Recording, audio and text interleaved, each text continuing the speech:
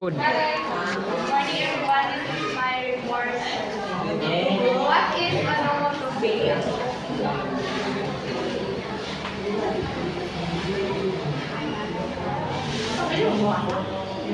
Pwede sila, pwede nyo hawak. Everyone. Everyone.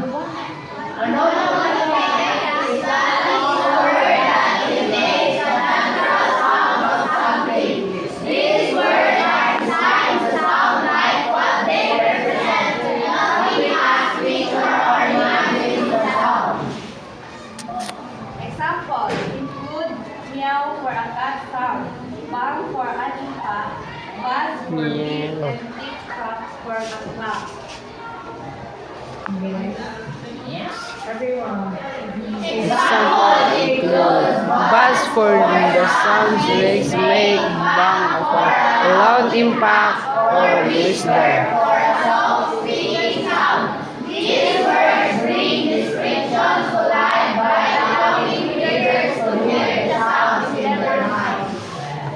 Onomatopoeia creates a connection between the word's pronunciation and the actual sound it represents.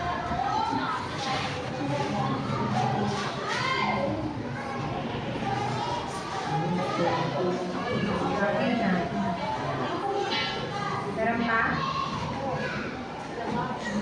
One? Okay, continue ka lang. Kung ano dyan nandun sila. Ma'am. Continue ka lang kung meron pa. Onomatopoeia is a